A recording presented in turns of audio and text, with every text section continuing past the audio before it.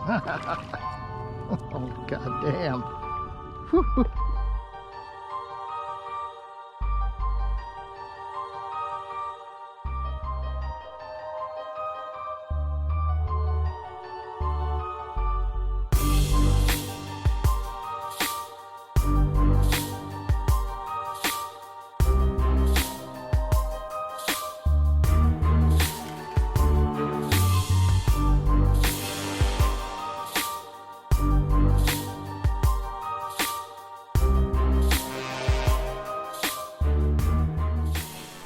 Hey guys, it's Ted from Ted Liggins Fishing Life, here to finally try to do this recap. I think this is the 4th or 5th time I've tried to do this since December. I've been running into technical issues with my microphone, had to buy a new one, then my computer crashed and all this stuff, whatever. I'm finally getting around to doing some of these recaps and catching you guys back up. We're already in the midst of summer here in Florida. It's early June. Hiding out in a creek under some shade to give you this recap. All right, let's just start this off. Where are we at? Bite number 271. It is a Sneaky Pete glide bait bite. Why don't you watch this and then I'll explain to you what's going on.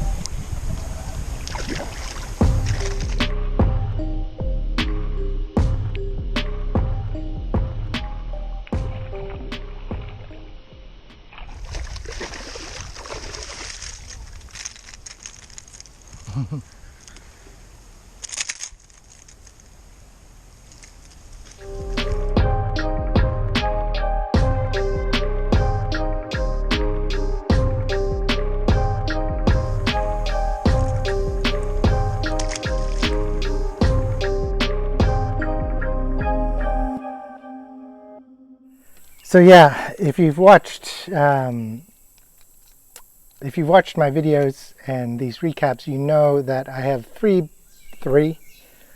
basic ways that I usually catch my glide bait fish. It's usually, a lot of the times, it's immediately on the landing. The big bait lands in the water. Bass eats it because it's like a big meal falling from the sky. Second way is just slowly gliding it near or over cover, and they'll just come out of nowhere and annihilate it. No twitches, no real change in the speed, just a slow, steady glide, and they seem to just nail it. And then the third way is like this. It's a conversion, and usually I need more than one fish for this to work. Every now and then I can get a lone follower to convert. But if you have 2 or 3, it becomes easier with each fish because then you get competition. And that's what happened in this video. Not the biggest fish, but it's cool to see. And that was on Rainbow River. And the Sneaky Pete, all the Petes, the Papa Pete, Sneaky Pete, and Pistol Pete are all really good in current. The best in current that I've found, and definitely one of the more affordable glide baits. It's like 30 bucks for this one, and it's got a rattle in it too. Casts really well. It looks very simple, but its glide is amazing. Don't let the looks deceive you. The fish like it. I was throwing that on my basic glide bait setup, which is stuck to my punching setup right now. Where's it stuck to? There we go. Dobyns Fury, the 806 swimbait rod, internet famous for being the best budget swimbait rod, just over 100 bucks. Corrado 200K, 7/2-to-1 reel with the Gomexus handle, 65-pound X9 braid to 20-pound mono big game leader. And actually, look, I got that snuck in a Spro Chad. Hopefully I'll have a bite with that soon. I haven't caught a fish on it yet. I've gotten a bite. That's pretty dramatic too. Maybe I'll tell that story at some point. But Sneaky Pete, and that one was in my custom painted golden shiner, and both I painted my Sneaky Pete and my Papa Pete in that golden shiner, and they're like some of the first custom golden shiner baits I did. Since then I've done them for a lot of people, including Bait Sanity and Bassman Ram. Rainbow River with the Sneaky Pete. It's not new to my channel, but always good to have a conversion. What do we got next? Next up is another swim bait. We're going on to the Flow Glide, the modified Flow Glide, the Milliken modification. Why don't you watch the bite and I'll tell you more about it.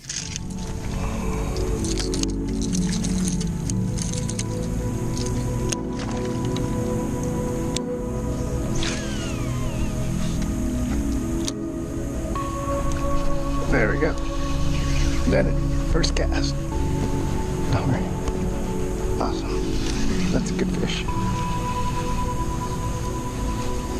Got it sideways.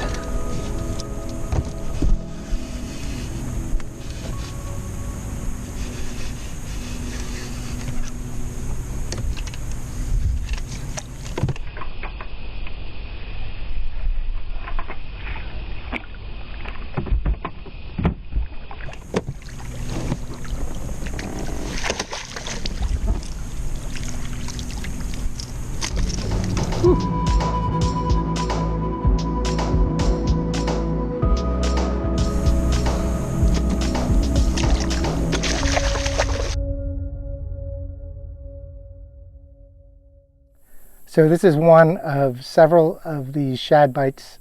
There were some in my last recap. There's a few in this. Just off Rainbow River is one of these, sinkhole pits. I'm not really sure. It's like a really deep lake attached to the river. And there's a shad spawn or whatever. Shad were just in there this fall. And there's about a month that I could go in there with different shad swim baits. This time it was a Flow Glide and get some bites. This was cool because there's this guy who fishes with shiners on his paddleboard, and I think he keeps all his bass, which is kind of disappointing. But he's there pretty much every time I'm there. And this is not the first time where I've gone directly behind him with a glide bait where he didn't catch anything on live shiners and I caught something on a glide bait. This one was only, what, 4 pounds?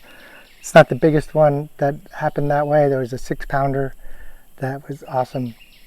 But like I said, this is the modified Flow Glide. There's a Milliken video on how to grind this. I'll link it in the description. This is a perfect little shad bait, and it was my go-to shad bait. Now I got the Chad shad, so I got 2. We'll see which one ends up being better. I was throwing that on my heavy crankbait rod, which I don't happen to have on the boat. I'll show it to you here. It's what is it, a Fate, right? It's the same as this rod. Yeah, it's a Fate crankbait rod, 7.9 moderate crankbait rod with my Calcutta 100, the Gomex's handle, 50-pound braid to I think a 17-pound monoliter because it was Rainbow River, to a Spro clip, which is right here on this tube. This Spro little quick clip. It's like a split ring that you can use as a clip. And Spro makes some of the best split rings, so I trust those clips too. I love the 6 cents Flow Glide, especially after the modification. Actually, even before I modified one of my first, in fact, my first glide bait bass was on a bluegill colored Flow Glide. So I go way back with this bait. Okay, what are we up to? We're up to 273. This was practicing for my first kayak tournaments with my buddy Buzz on Lake Panisofsky, but we were practicing in this boat before the cutoff boat fishing deadline before the kayak tournament. It's a pretty big fish for a cold front, which is hard to think about now that it's already June. But this is one of the first really big cold fronts in November, or actually October, on the Gunfish 115. Why don't you watch this and I'll tell you about it.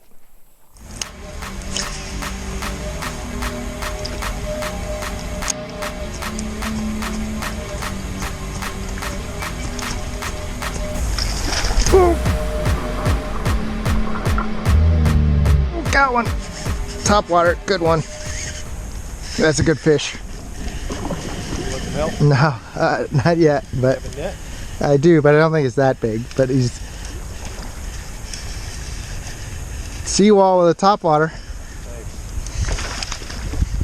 Good. That's a 5-pounder. Yeah, maybe more.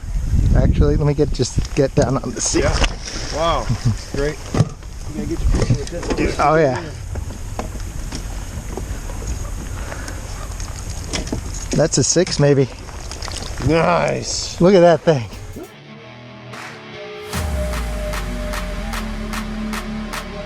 Almost 7. 6:13. Awesome. All right, girl. Thank you.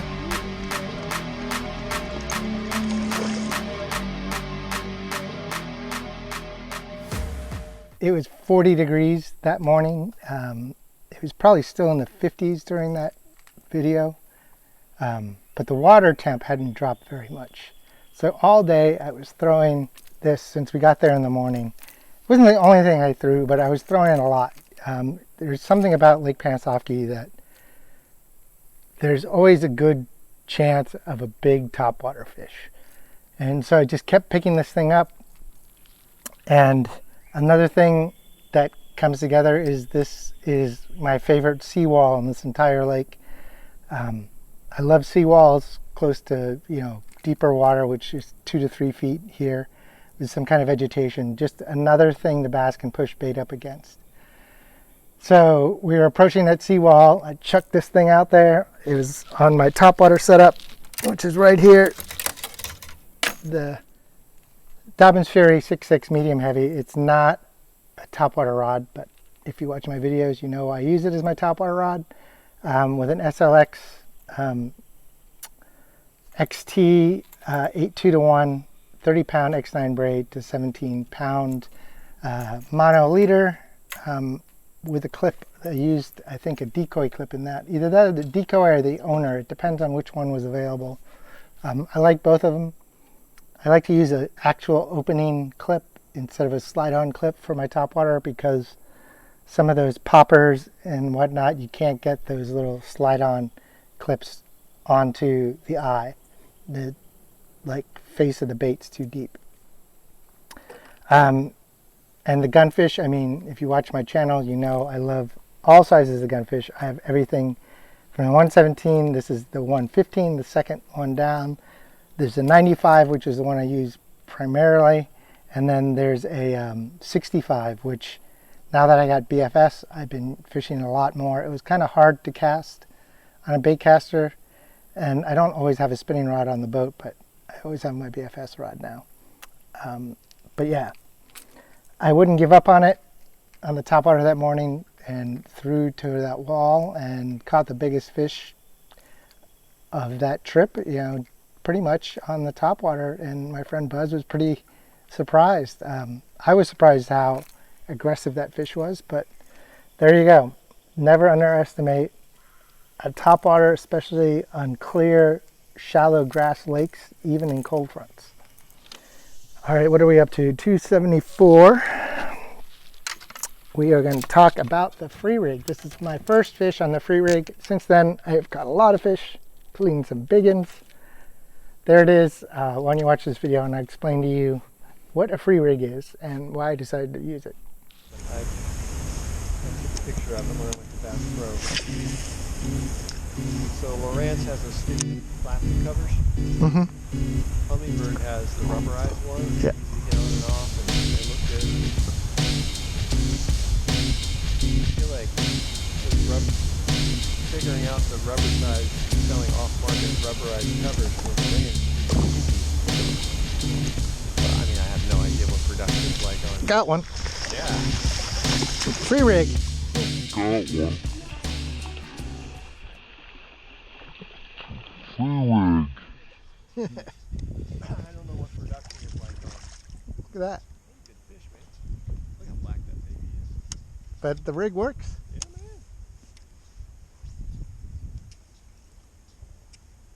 man. I was like, I don't even know what bait, and I just grabbed this hog style bait, and I was like, yeah, so this is what happens. Oh, you didn't weigh him, or you didn't measure him? No, it's all right. He's 13.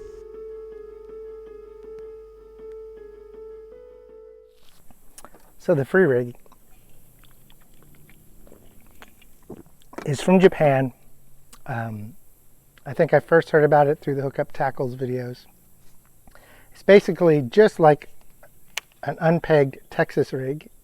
This is the bait in that video. It's one of the Guggen hog baits. I forget what they call it, but trench hog I think is what it's called.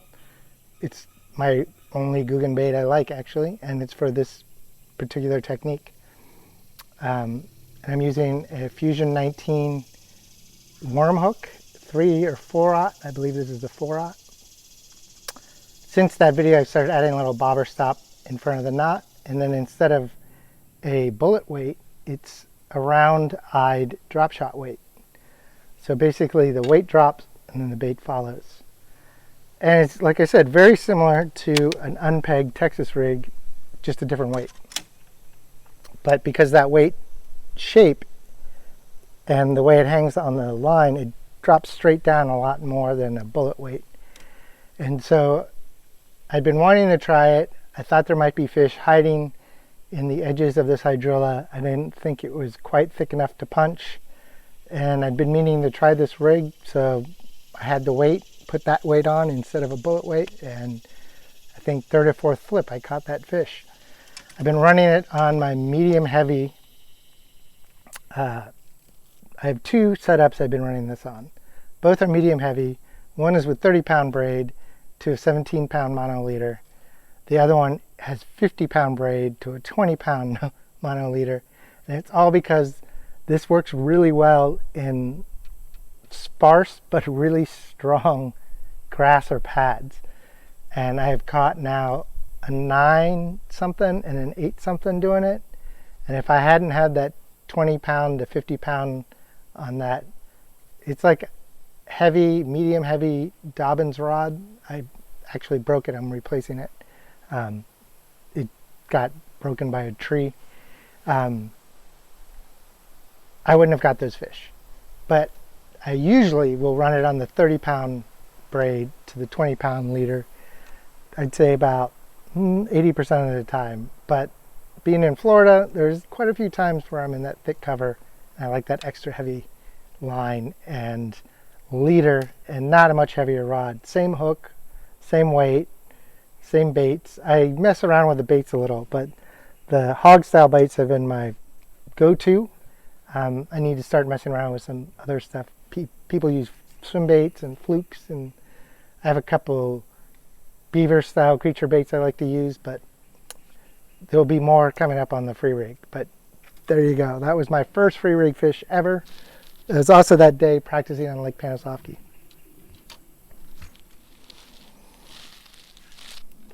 All right, number 275. This was my last fish of 2022. I know it's kind of 6 months later. Here we are, finally doing this recap. I hope this works this time. Like I said, this is like the 5th time I've done it. But December 30th, went out and I caught a 6-something pounder on a little topwater. Why don't you watch the video and I'll tell you more about it.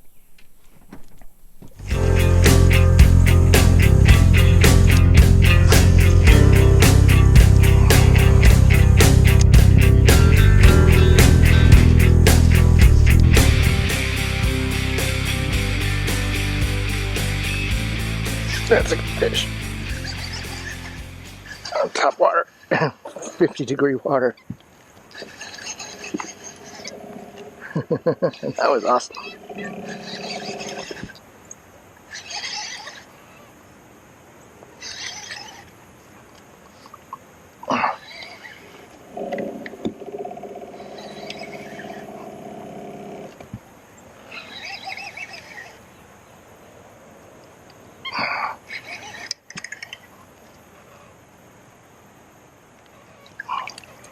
Oh yeah.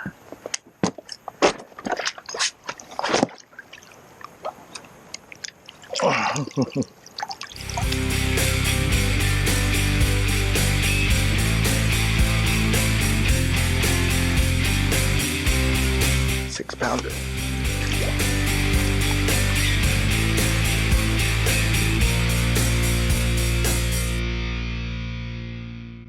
if you spend any time fishing with me, you know that I pick up a topwater when most people wouldn't.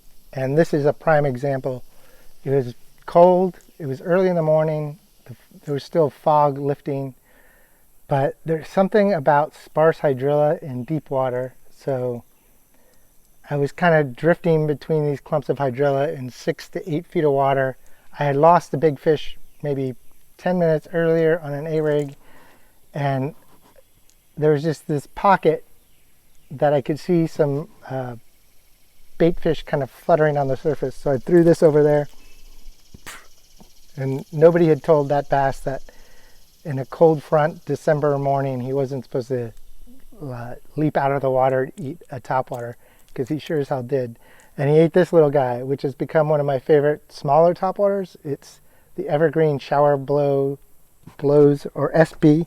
Damn yellow flies. They call it the Evergreen SB now. 77, so 77 millimeters, in this like black bone pattern. It's like a tiny version of their bigger one. It's like a classic pencil bait with a little bit of a chugger mouth. So it's similar to the gunfish in that it's a walking bait with a chugging mouth, but the gunfish sits level and goes face down a lot. This sits ass down. Obviously you can see the big rear end on that, and kind of pops up and down like this. So it's a different action. Fast becoming one of my favorite smaller baits to cast on my normal topwater setup. Same one, Dobyns Fury 6.6. Now that I have BFS, this is right in between. I could throw this on my BFS, but I still can throw it on this pretty well. So usually I just throw it on my normal topwater. So we're going to switch gears here, even to a different species. I got word that Eric from Atypical Outdoors was coming down to do some Swanee bass fishing, and I had yet to have ever caught a Swanee bass, or I had caught one, I should say, but I had yet to get good at targeting them. Sorry, got yellow flies trying to bite my ankles. So this was a practice day for his trip, and I caught a nice little Swanee bass on a tiny little craw. Why don't you watch the video?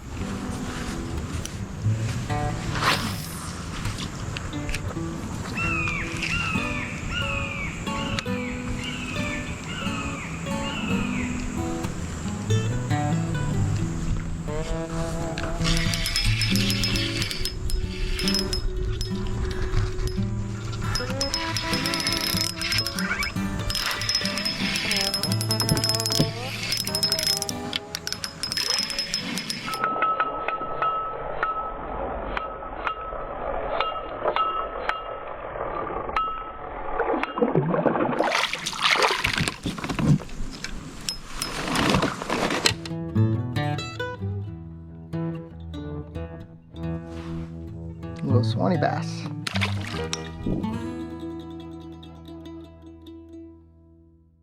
Growing up, I was known for fishing a lot of ultralight stuff on Rainbow River, a lot of 4 and 6 pound tests on spinning gear, and that's the kind of stuff you need to catch these Swanee bass. They don't get very big. They like craws, so this little Rains craw, which I can't find anywhere. It's an awesome little craw. I still have a few left. I think the last time I tried to order it, they wanted me to order it from somewhere in Russia, so I don't know. But I hadn't caught any yet that day. Threw this on, found some down wood near some rocky bottom, and that seemed to be the key. After that, I caught a couple, all in that same kind of situation. That was on my ultralight setup, which I don't have with me, but I'll show you. It's a Kastking 2-piece rod. It might actually be under my deck here. I don't know. I usually keep one of those on my boat and one in my van. Neither one of them I know which one is where right now, but 4 pound fluoro, a little Shimano 1000 spinning reel. But yeah, it's a lot of fun. That was also one of my first trips on my new kayak that I have since added a motor to and everything and done tournaments in. But yeah, Swanee bass, it's one of our other species of bass here in Florida, one of the subspecies of the largemouth. It's only native to the Santa Fe and Suwannee River. It's pretty cool to catch one. Oh, I came unhooked. I'm going to reattach myself. Hold on. All right, reattached. There's more Suwannee bass fishing to come, so we'll talk more about that later. Damn, bugs keep biting my ankles. It's the only thing I don't like about the summer is the bugs. Where are we at? So we're up to bite number 277. This is my birthday fishing trip with my buddy Josh. I had some problem with my motor at this point, so he took me out on my birthday, and I caught some fish punching. Nothing big, but you know, 2 fish on your birthday when you watch the video.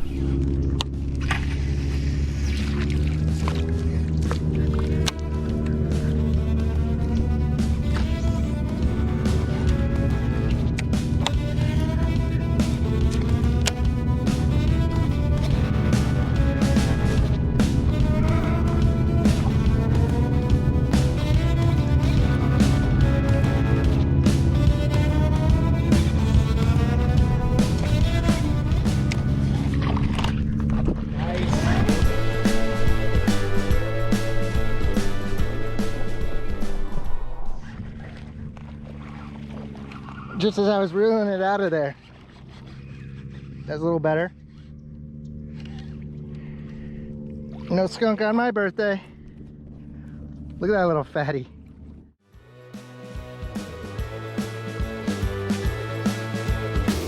You guy. He popped it as I was pulling it out. Is this trolling motor broke? It just doesn't have one. It's my boat, but it's whoever bought my company, I forget.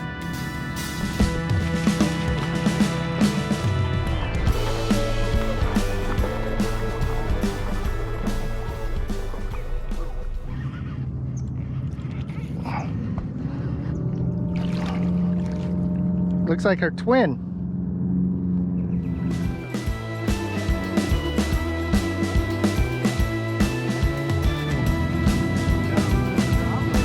No, that was again at the top, actually. I was just thinking about it.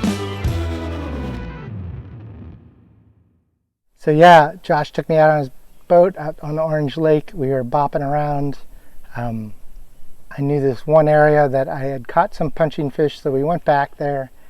And sure enough, I caught 2 almost back to back on my go-to kinky beaver on my punching setup, which is my Corrado.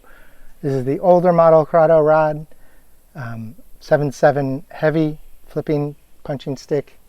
I got an SLX MGL 70 and 65-pound straight X9 braid. I have a total breakdown last year of my punching flipping setup. I'll link it in the bottom. It was in the breakdown for the first recap of 2022 when I was on this great punching bite. Explains why I use that reel and everything. But that's about it. It wasn't too fancy. Just a couple fish on my birthday. All right, well, next up is another kayak thing. Next up is bite number 278, another bite on the kayak. This was when Eric got there. We decided to hit Rainbow River one day before we went hunting for Suwannee bass. And it was post-cold front. We were in shallow water, and I know that the fish like to hide in that eel grass, so I picked up this Spro wake bait. Why don't you watch it, and I'll tell you more.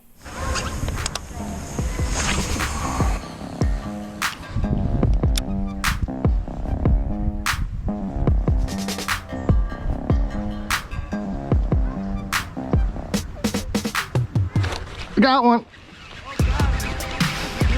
Wake bait. I just picked it up to try it.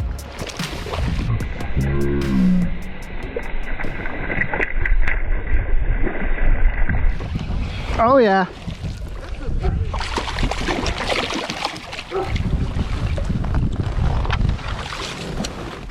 Woo! Ah, dang it. My man. Look at that. That's a nice one, bro.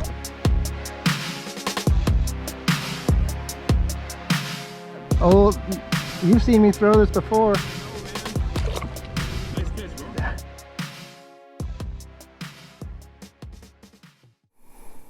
So yeah, this little Spro BBZ floating shad, I think now they go under the Fish Labs name, but it's a little tiny shad wake bait.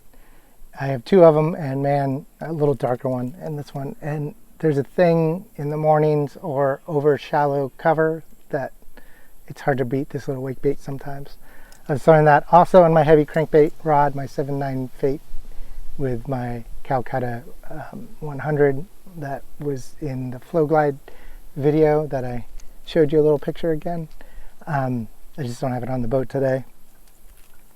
But yeah, in the kayak with D. Weil, Atypical Outdoors, and Banks and Eddies. Oh boy!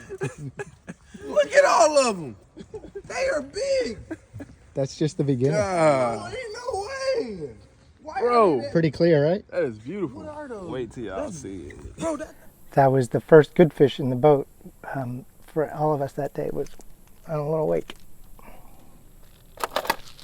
All right, now number 279, we're back to Swanee bass, and after hitting Rainbow River, we decided to go to the Santa Fe River and start actually in a section I'd never been to, but I kind of knew my way around and had Eric and the crew, and I caught another one, but Eric caught a trophy. Why don't you watch this video and I'll tell you more about it.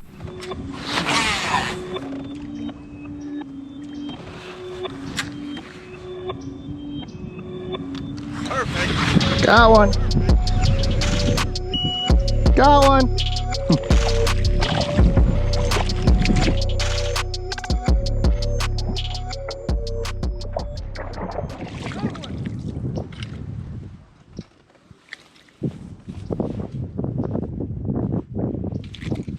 Yeah, this one's better than my last one.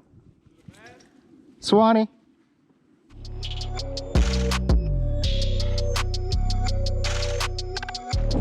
What you got there? Giant Swanee. 30 minutes in, and we caught the one we was looking for. What a trophy right there.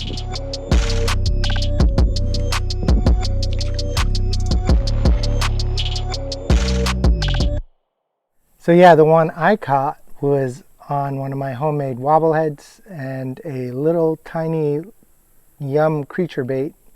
Both actually, and the rod was on what I would call my square bill slash lipless rod. It's a medium Sellus. None of these things I have on my boat right now, so I'll show you photos here and stuff of, and I'll put a link in the description to my DIY video of making your own light wobble heads. Well, you can make them any weight you wanted, but I started making them just because I wanted some lightweight ones just for Rainbow River, just to give it that little extra action. But you know, the one I caught was okay, but right behind me, or right before that, was Eric catching a 14.5-inch Swanee bass on a Zoom Z-Craw. And Swanee bass don't get very big, so 14 inch is technically a trophy catch in Florida for a Swanee bass. So his first trophy catch Swanee bass was on his trip with me on the Santa Fe, which was awesome. It was a great day on the river. Santa Fe River can be tough, but at least we started out good that day. All right, what are we up to? 280. This is my first of many big ones that I caught over couple month period on Lake Panasoffkee on a bait I designed. Why don't you watch the video and I'll tell you more about it.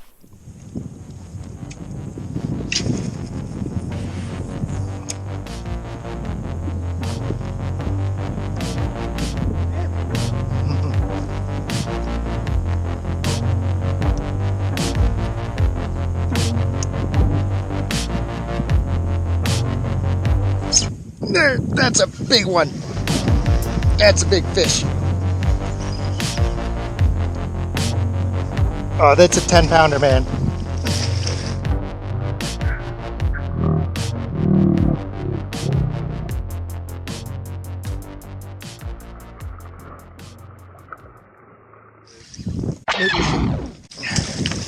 out the way, bro. Holy. Oh, My scaling sheet's back at the house. No way! Holy shit. Dude, I told you, dog!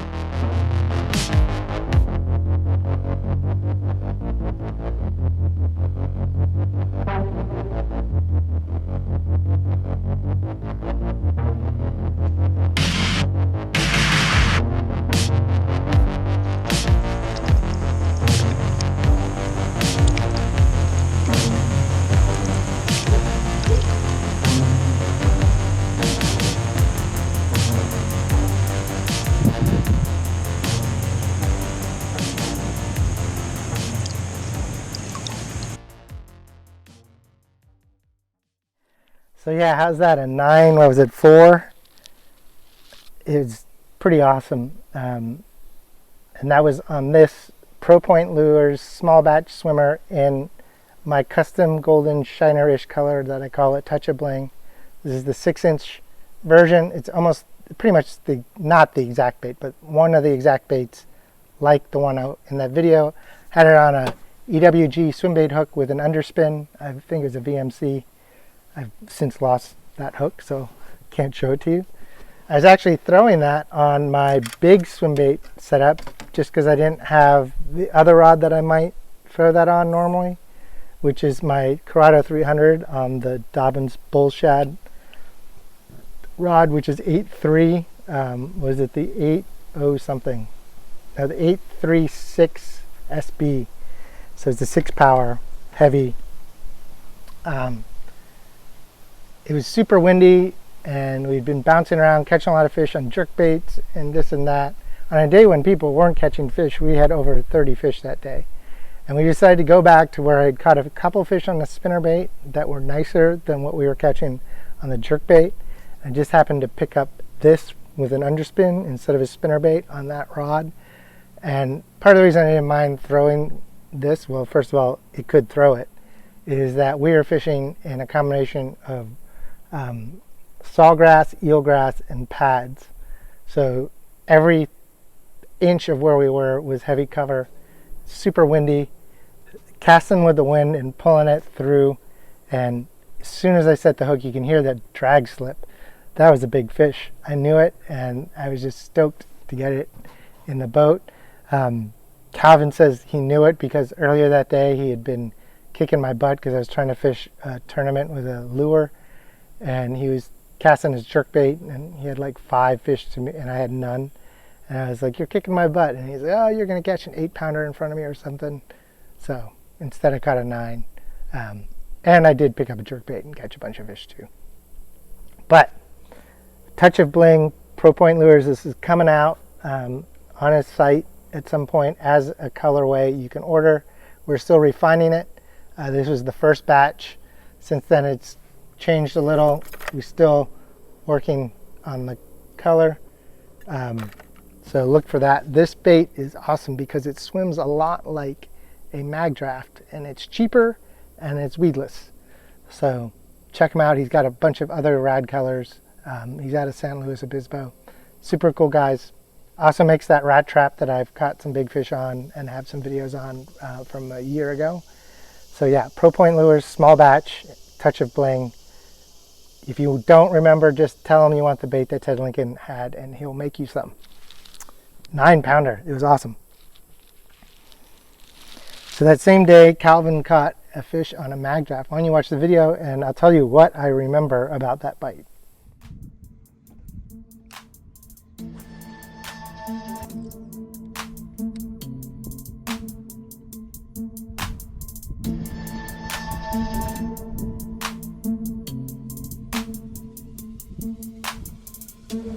There you go. Bag draft? Yep. That didn't take long. Good fish? That's a dog. Yep. Keep reeling. That's a good one.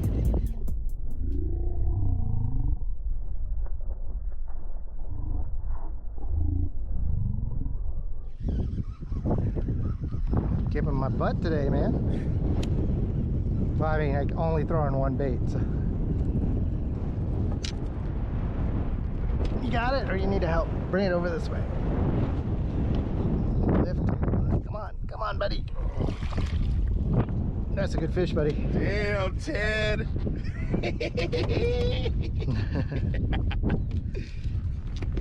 On the mag drive. Is that your first one on that? That's my first one on the mag Lift drive. her up.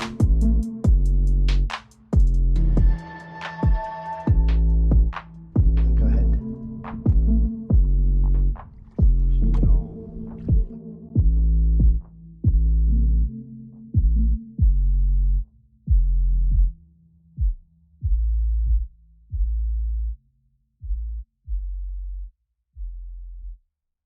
Like I said, this is probably the 5th time I've made this video, so I don't really remember what he told me, other than I know that's the 6-inch regular mag draft in that kind of white pearl shad color.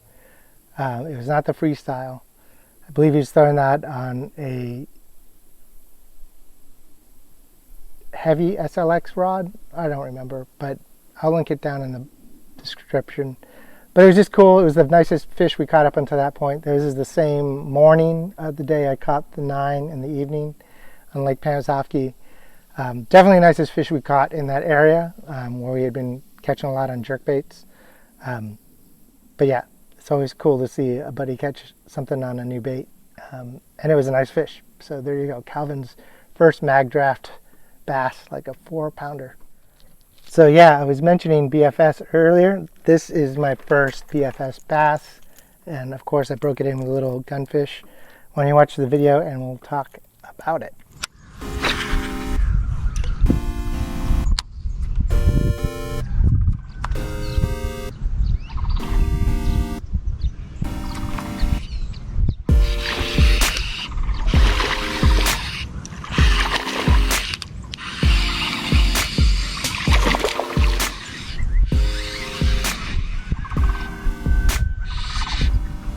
There we go, BFS fish.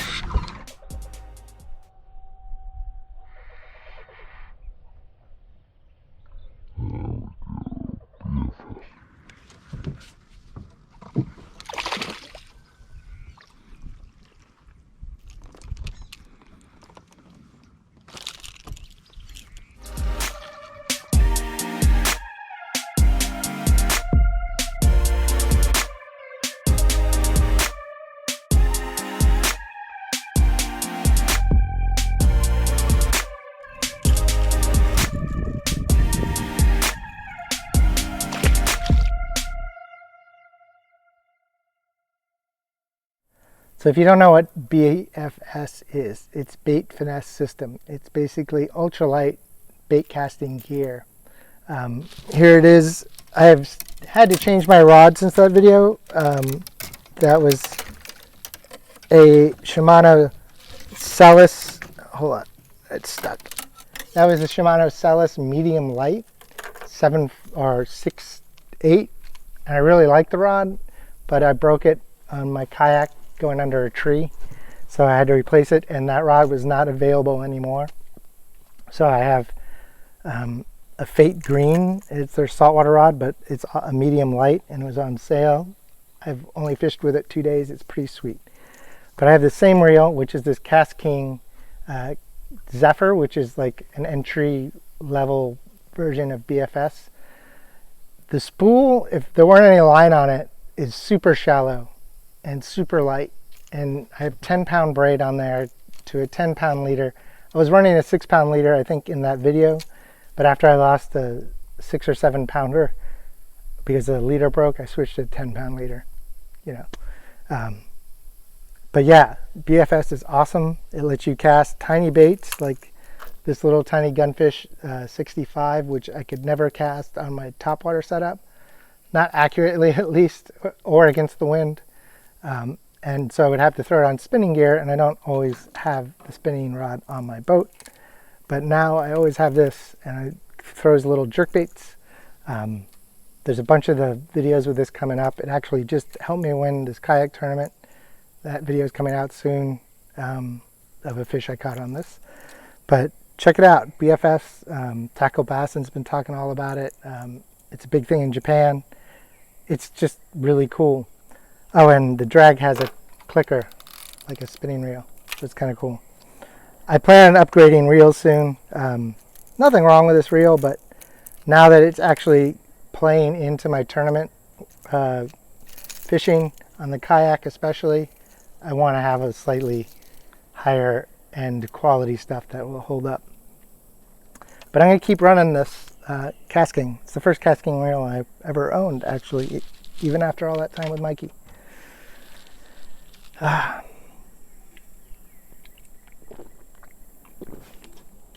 Trying to burn through these things for you guys. Like I said, just tired of trying to film this. Hopefully it works this time. All right, where are we at? Number 283. Here's another 10-pound bass out of Lake Panisofsky, but this time on a mag draft. Why don't you watch the video and I'll tell you all about it.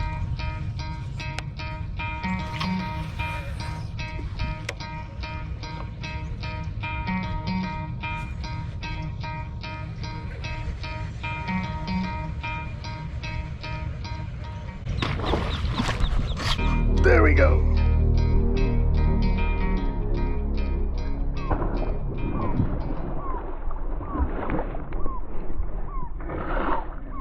Look at that. That was awesome.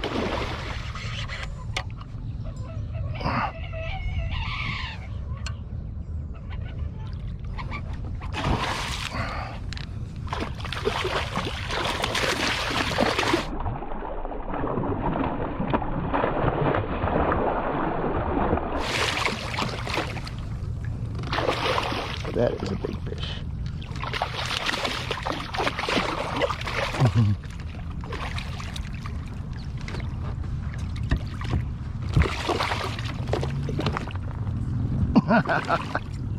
Oh, god damn. Whew.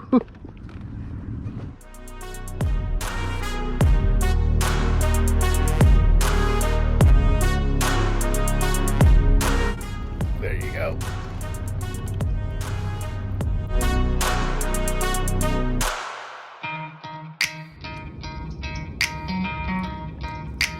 Two. Beautiful girl.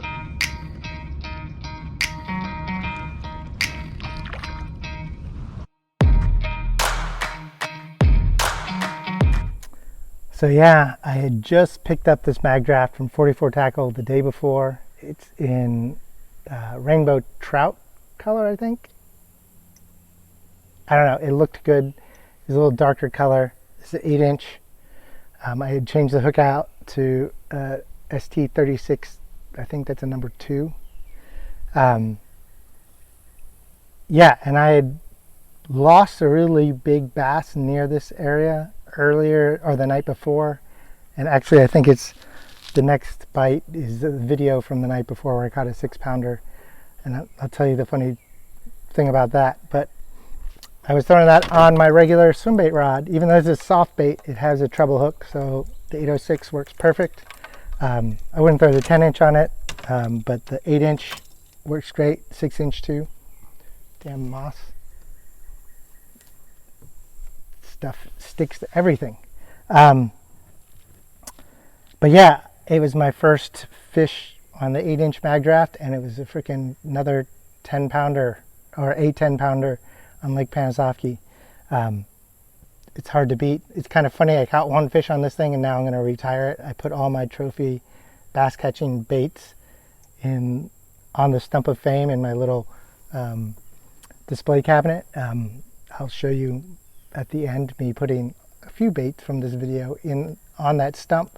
But yeah, 8-inch mag draft, you saw her just hit it, even smacked it so hard to knock slack in my line.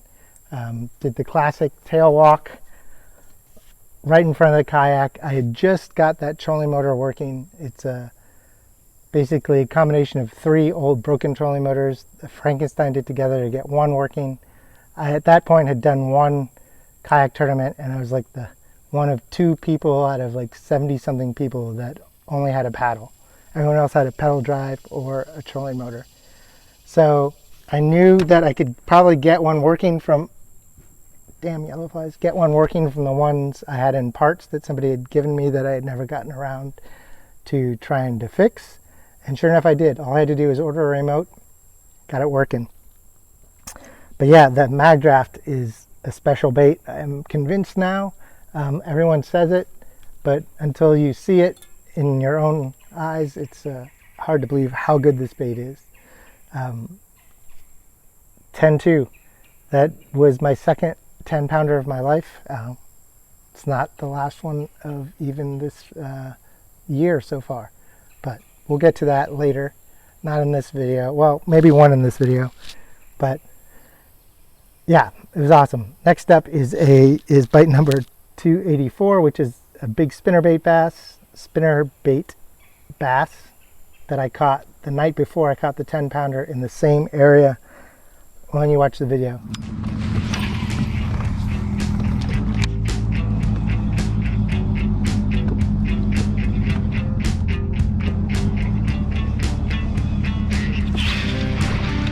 Okay, that's a good fish. Oh, that's a good fish.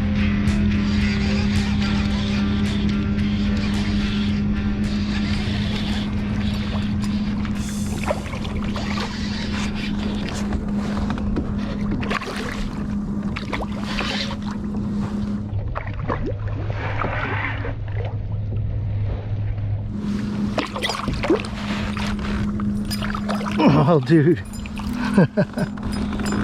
Holy crap.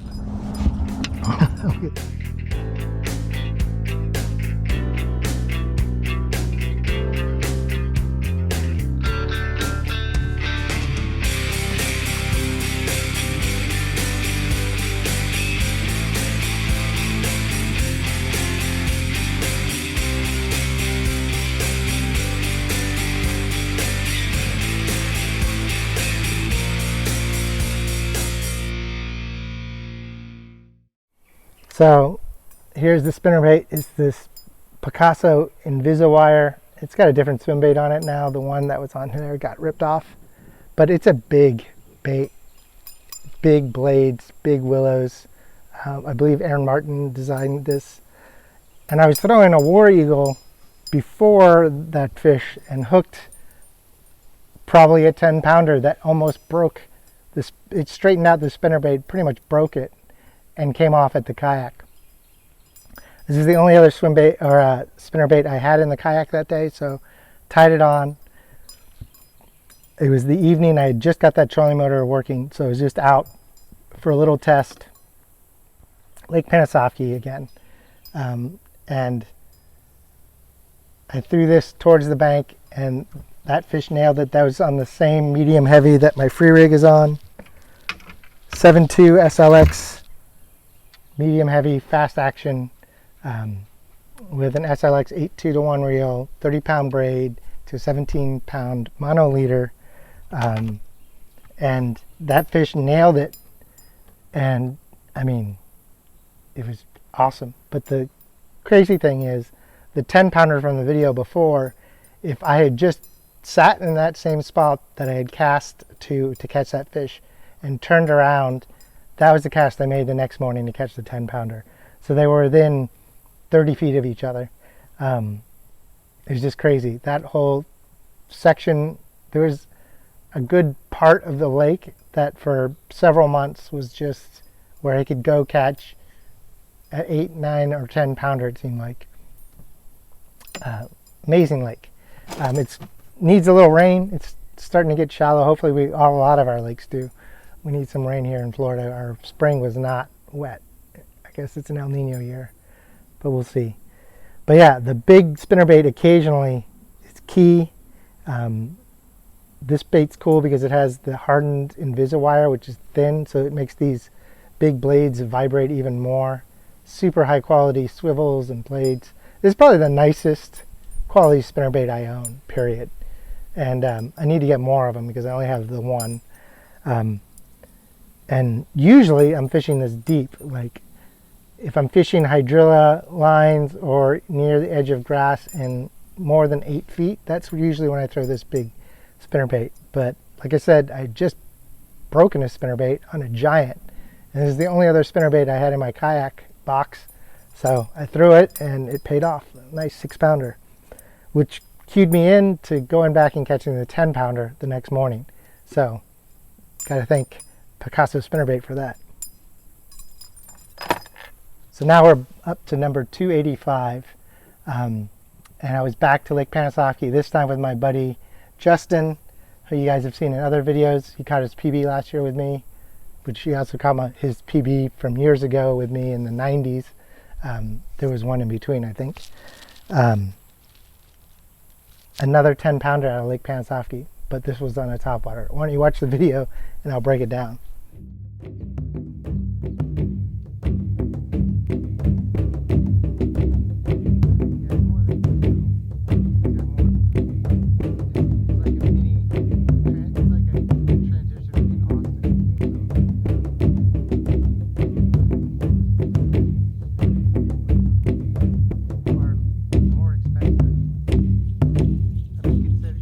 There we go. And what is that? Is that a bass or mudfish? Can't tell. Yeah, it's big. I saw the reflection. Whoa, it's a big bass.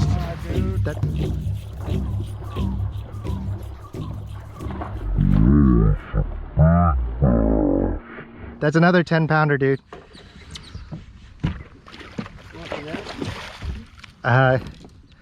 Yeah. If you don't get it, don't worry. You got it? Hold on. Oh, dude. Can't believe it. Oh, dude. God. That's a big fish, dude.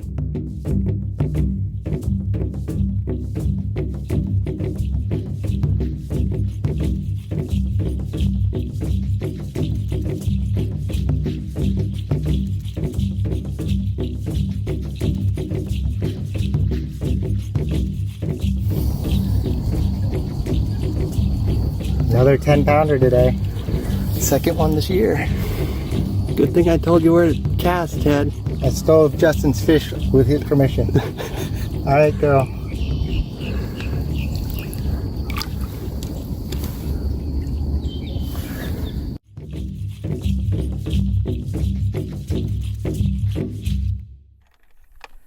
So yeah, 10-pounder on a tiny little Berkeley prop bait. This is the bait. It actually broke the blade. See? So this is also going to Stump of Fame anyway. On my topwater setup, which actually has the same Berkeley but in a shad pattern bait on there right now. Probably going to take that off, but I've been trying it out again. It still works. You can hear that was pretty much Justin's call for me to cast over there. It was super early in the morning, super foggy. There was actually another bass boat about 20 yards offshore from us with a full film crew doing something the whole morning. They were just right there. So it was kind of crazy to catch that fish right in front of them. And it was the beginning of a day where almost all our fish were on big swim baits or topwater. Actually, almost all topwater and occasional glide bait bass thrown in there. An amazing day. There's a bunch of bites coming up from that day. But through this on my normal topwater Dobyns 6.6 over eelgrass, that's one of the reasons I like that slightly heavier action rod, is that I can pop baits with hooks about that size through grass, and a lot of times I can twitch it hard enough to break free of the grass and not drag the grass with me. It doesn't always work, but it definitely works better with a faster rod than a softer rod. So that's why I run that for my primary topwater setup. It was so big I thought it was a mudfish, just because that's what happens in Florida. You think you had a big bass and it's like a 11-pound mudfish. But it was another 10-2, which is the same weight as the mag draft fish. Not too far away from where I caught the mag draft fish, but it was a different fish. I know that for sure. In between that, I had caught a 9.4 in the same area on a buzzbait, but I, some reason, didn't get that on tape. I have a picture of it. I'll show you here.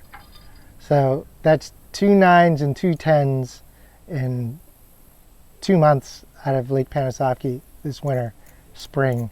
And like I said, the first of several bites in a row from this one day with Justin. But 10-2, Berkeley, what is it, the spin prop, I think. Spin bomb. This one's the spin bomb, the The other one's the spin bomb, not the spin prop. So next up is Justin's big bass from that day, and he didn't have a prop bait that he felt like would work, so I lent him the longer Berkeley prop bait, which I don't have with me. Here's a picture. I think that's the spin prop. And he just tied it on, and this happened. Why don't you watch the video and I'll tell you more about it. Pretty cool little bait though, right? Oh, got him? That's a good fish.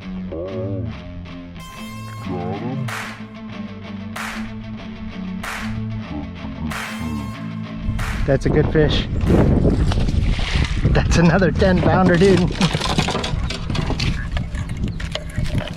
Come on, net. Just keep the pressure on him.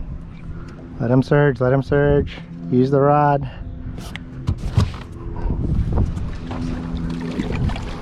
Maybe not 10, but that's a big fish. Prop bait. Wow.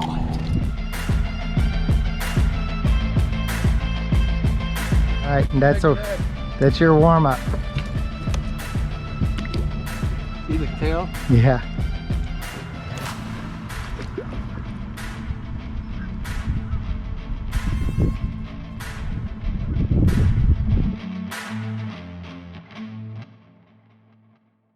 So yeah, I don't really know what rod and reel he had that on. It's probably one of his X-Pride Shimano Corrado combos for his jerkbaits and topwaters. But I had just lent him the bait. I was talking to him about the action and how I was working mine. It was like slow, longer twitches. So it wasn't quite a pull, but it wasn't like a pop pitch. So I'd go and then let it stop and let it stop. And so I was explaining him how to do it. He was going a little too fast. And while I was explaining, that fish just came out of the eelgrass edge and nailed it. So proven point. He caught a bunch of fish that day on that bait. That was just the first one and the biggest one. Same day, later that morning after I caught that 10, Lake Panisovki, it was on fire this spring. So much so that the next bite's also there, and on my first real bass on one of my new favorite topwaters, the Jackal Pompadour. Thing's crazy, right? Watch the video. Wings sticking off of it, so I don't know if I can be too upset, but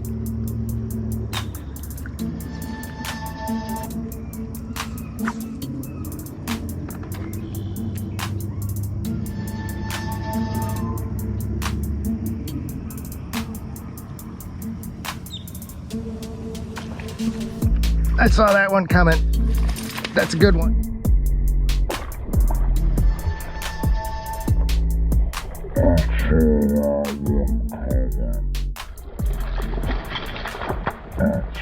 Good one. Man, what a day, man.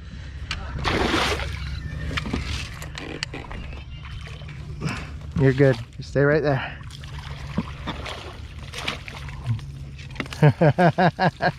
Dude. Watch your finger. Yeah, I see it. Oh, that's a 6, right?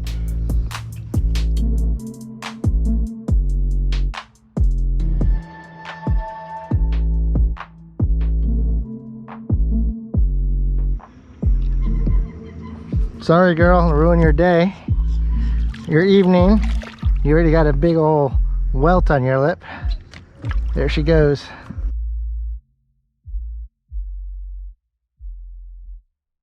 So, like I said, this day was nuts. We had probably had a 40+ pound bag that day already, and I just decided to try this bait, which I had owned for a while, and they seem to be eating anything on a topwater, post-spawn craziness. And I actually threw this way up shallow, where earlier that day I knew there was no fish there earlier that day because we went up in there and there was nothing. But the sun started to set, the wind changed direction. I threw this on, and it's a crawler with a prop that's on a jointed hook. It's nuts. And when it swims, it goes like this. I was saying it looks like it's trying to say hello to you, or do the freestyle swim if you were a swimmer. I was on the swim team. Threw this up shallow and it started swimming it back, and you could see the wake coming up from even shallower to come eat it, and that 6-pounder just nailed it. So that's a great way to start off with a bait. Since then I've got a lot of fish on it, none that big, but every fish that eats this thing absolutely destroys it. And I was actually, that day I think I was throwing it on my topwater rod, but since then I've started throwing this on that same big crankbait rod, which apparently I should have brought with me today because it's in every bite almost. But that's Calcutta reel is slower and it's just the right speed to get this thing to crawl. I have learned that the crawler doesn't work so well in wind. I've also picked up a Raid weedless crawler, which is coming up. I'm on a crawler kick since this. But there's definitely a window, I think, in the spring post-spawn when this type of bite is even better than normal. I'm pretty sure you can catch a fish on it all year round in the right conditions, in the right presentation. But Jacko Pompadour, threw it on my 7.9 crankbait, or my 6.6 topwater rod. Now I throw it on my 7.9 crankbait rod. Either way, it works. So earlier we talked about the free rig and I said I caught some big fish on it, and that's why I like the heavier setup. Well, here's that 9-pounder. Watch the video.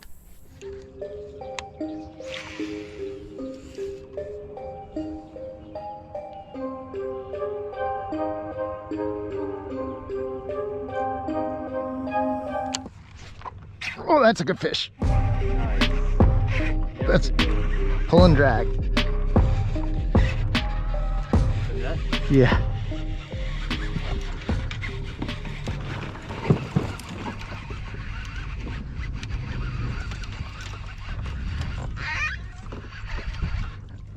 I'll bring them to your side, don't worry.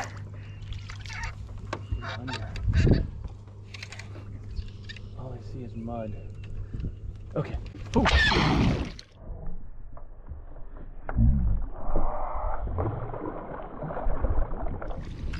Holy crap, dude.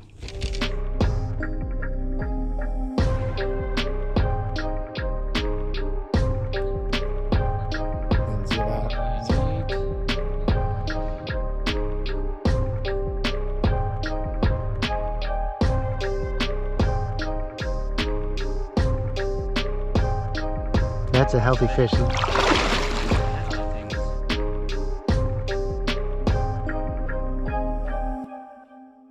That was on my slightly heavier setup, which, like I said, I broke the rod, but I have that on another similar setup now. It's another SLX medium heavy.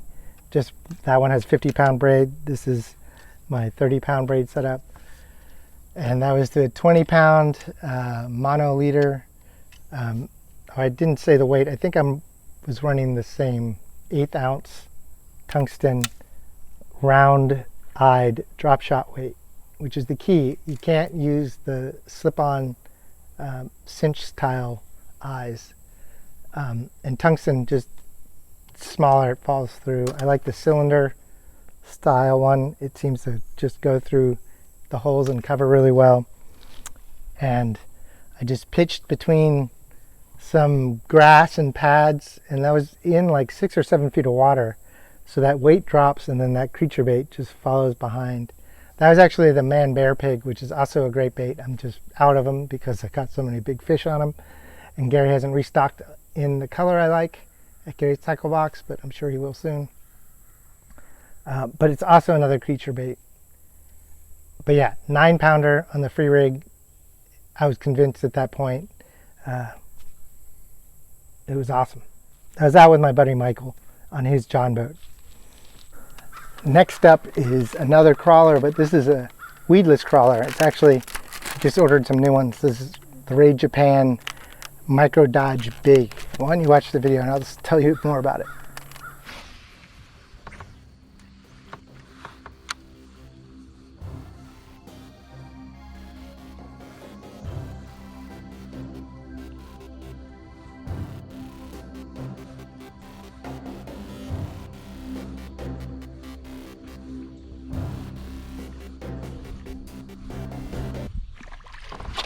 Whoa, that's a good one.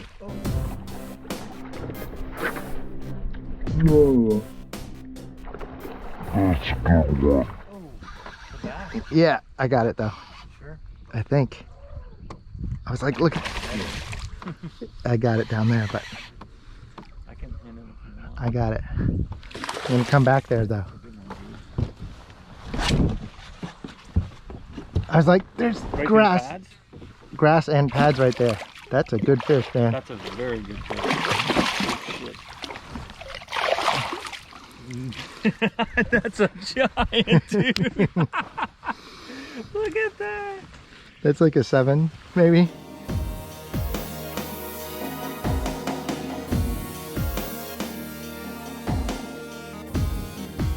That's like, yeah, that's like a body of almost 8.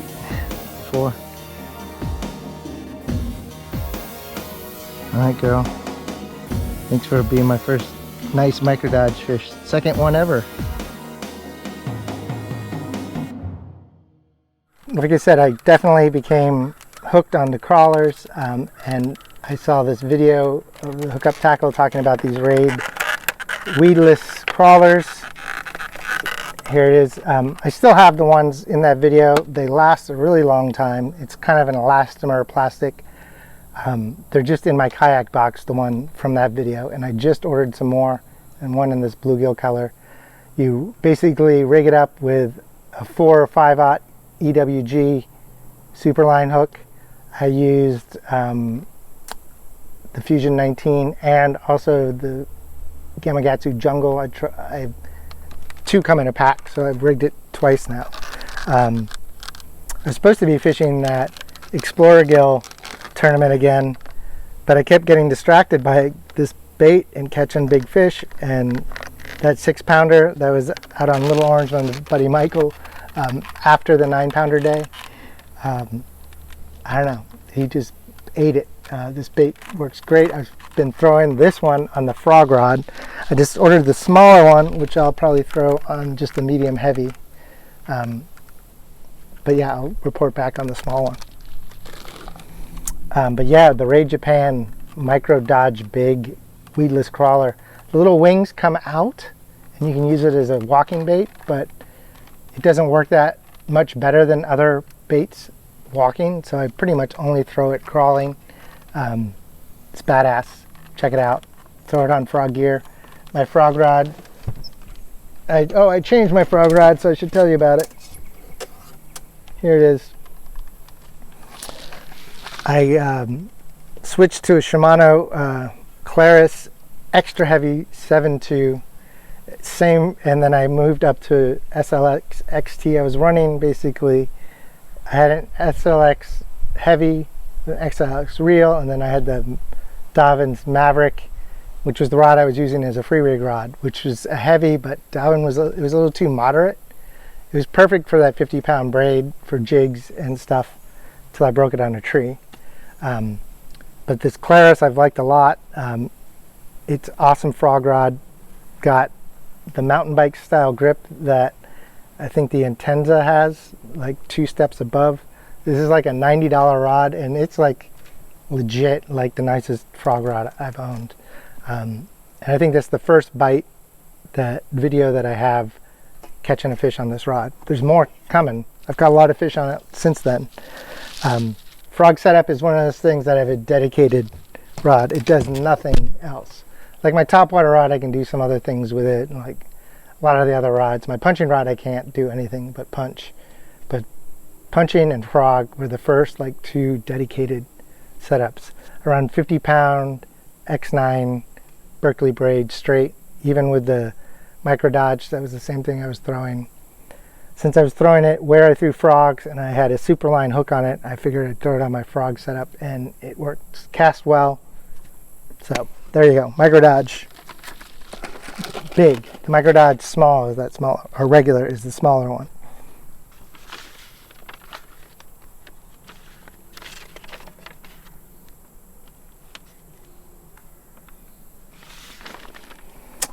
Oop, we're out of order. That Raid Japan was 290. I've skipped 289, so here's 289, and it was on a a nice one on a swim jig. I don't have the exact same color, but it's the same swim jig. Why don't you watch the video and I'll tell you all about it.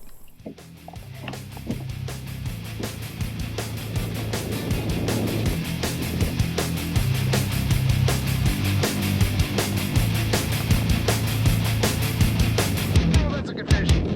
Oh, shit. No, I don't know. There's a lot of good fish in this lake. Probably how.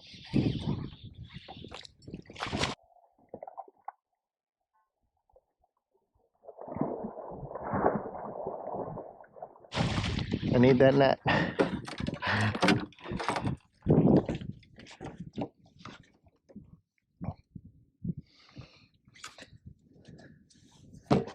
can't see shit with the sun. Yep, that's it. Sorry, man. I tried not to throw in your area. Definitely it. Well, keep throwing. There might be another one.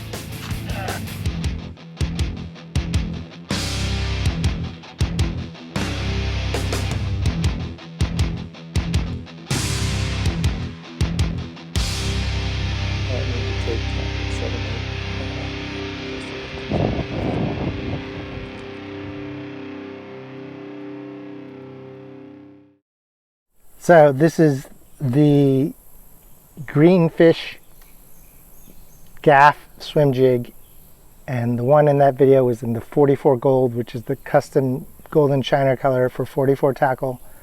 And I have one of the little add-on blades. I'll do a little video on this whole setup at some point, but basically I was throwing that Megabass one with the blade, and the blade fell off, and I used one of these little blades and it worked. But that Megabass jig, swim jig, is horrible through grass because of the line tie. This line tie is directly in the front, and the head is a wedge. It's got a beefier brush guard, and it's called a gaff because of that big ass hook. I throw a Gambler Big Easy in Icebreaker, which is one of my favorite Big Easy colors. It's pearl white, blue flake, and a gold back with gold flake, so it's like every good color for Florida. And this is like I said, a different color. It's got black and gold. That one was all gold and white. I was throwing that on my medium heavy, the same setup that my free rig's on, and I was actually trying to not catch that fish. My friend Michael had that fish hit his spinnerbait, but not really hit it. He blew up on it, missed it. We went all the way around the lake, came back, and I like literally threw in the other direction from where I thought that fish, where we thought the fish was, and boom, she ate it. And it's kind of funny because I'd never caught a good fish on a swim jig in that lake till that day, and I caught several. That was the nicest one, and made me a big fan of the swim jig. That was the first real day I fished it. The greenfish gaff swim jig is probably my favorite Florida swim jig at the moment. The little blade helps. I don't think it's necessary all the time. I just still had it on there from fishing it on Orange Lake. But there you go. Like I said, I'm a medium heavy. I was running a straight braid, straight 30-pound braid. I black out the braid a little. And it seemed to handle it pretty well. So finally going to wrap this up. Hopefully this time I got all of this on video and got sound in, but this is bite number 291, and basically it's another almost 9-pounder on the free rig. Why don't you watch the video?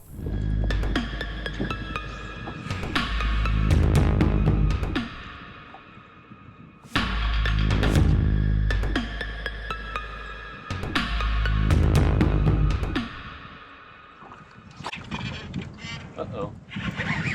Uh-oh. Yeah, that's a big one. That's a big fucking fish. That's on the free rig. I was like, are you in the grass or is he that big? And she's that big. Come on out. She's got me around those pads. Come on. You did the same one as this morning? Yeah. Oh shit. She took the fuck off. She's not done. Oh shit.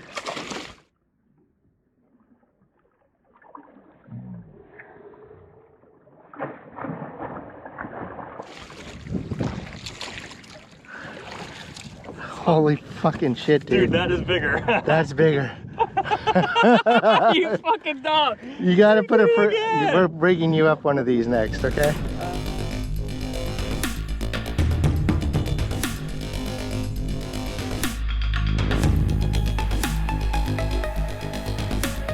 All right, girl, you ready? You're ready. Like, don't take me off into deep water. It's my cousin's rig. Whoa, gotcha. So yeah, there it is. Same setup, same day, different part of the lake, another tank, almost 9 pounds. Almost, it's about a pound lighter than the other one I caught. Pretty much grabbed my friend Michael's rod and tied on a free rig for him immediately after that one. He was kind of hesitant, and he ended up breaking off a really big one, so he was convinced after that that it does work a little better than just a standard Texas rig or a punching rig.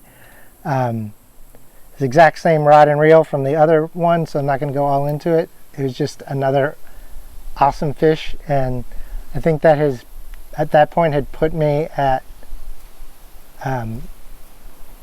least 4 trophy catch bass for the year, and I think I've doubled that since then. Like I said, this is kind of late. I believe we did that in March. There's a big gap in my bite of the day. I guess I should talk about this. The boat caught on fire. If you've watched my channel, you saw what happened. I got the boat back together. It's back on the water. I haven't finished everything, and as soon as I finish everything, I believe I will be doing a video with retro bassing on the relaunch of the Sea Nymph, and where the boat came from, how long I've had it, in depth, and what I've done to it over the years, and what I did to it after the fire. But so there was pretty much a month without new videos. So it went from like January to March. And now we're in June. I got a bunch to catch up on, but I had to finish this one. Like I said, hopefully it works. Awesome beginning of the year fishing wise, other than the fire. But yeah, I'm Ted from Ted Licking's Fishing Life. I'm out of here.